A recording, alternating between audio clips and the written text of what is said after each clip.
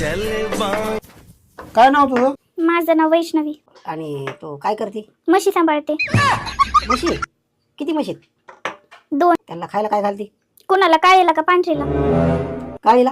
काळीला गवत, आणि पांढरीला? तिला बी गवत. आणि त्यांना बांधते कुठं? कुणाला? म्हशीला? काळीला का पांढरीला? पांढरी? तिला गोट्यामध्ये. आणि काळीला? तिला बी गोट्यामध्ये.